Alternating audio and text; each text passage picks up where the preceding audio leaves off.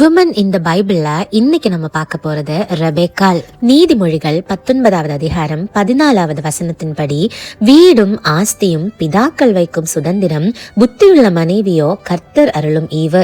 இந்த வசனத்திற்கேற்ப புத்தியுள்ள குணசாலியான மனைவியா இருந்தவங்க தான் ரெபேக்கா. ஆபிரகாம் தன் மகனாகிய ஈசாக்குக்கு ஒரு திருமணம் செய்து வைக்க முடிவெடுக்கிறார்.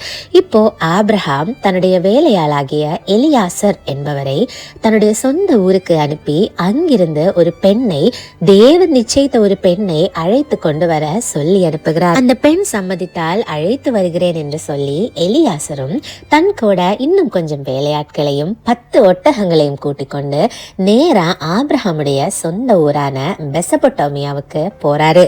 அங்க போய் ஒரு துறவண்டையில எலியாசர் ஒட்டகங்களையும் விட்டு உட்கார்ந்திருக்கிறார். இப்போ அங்கிருந்து கொஞ்சம் பெண்கள் தண்ணி எடுக்க வருகிறத எலியாசர் பார்க்கிறார்.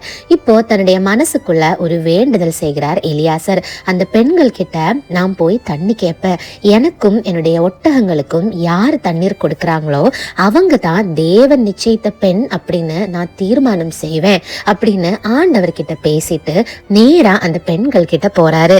எலியாசர் நேரா போய் அதுல ஒரு பெண்ணை சூஸ் பண்றாரு.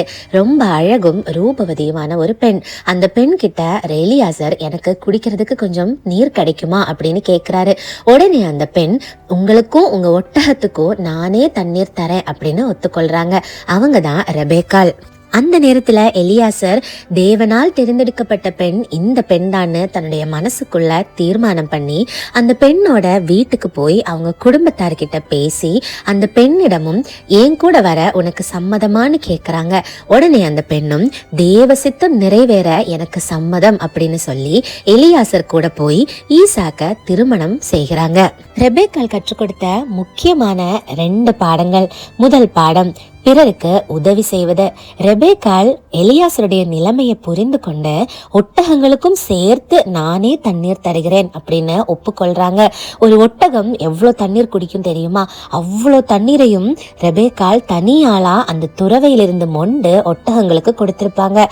அதே போல 2வது காரியம், தேவ சித்தத்துக்கு இணங்குதல்.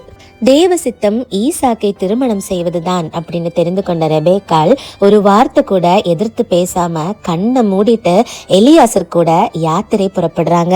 இதனால ரெபேக்காள் முற்பிதாக்கள்ல ஒருவரான ஈசாக்குக்கு மனைவியும் ஆனார். அதே போல ஆபிரகாமுக்கு கொடுத்த வாக்கு தத்தங்கள்ல ஒரு பார்ட்டாவும் ரெபேக்காள் மாறினாங்க. ரெபேக்காளை போல குணசாலியான பெண்ணா நீங்க? இன்னைக்கு நீங்க உங்களை குறிச்சே ஒரு செல்ஃப் எக்ஸாமினேஷன் பண்ணிக்கோங்க. Praise the Lord. ஆமென்.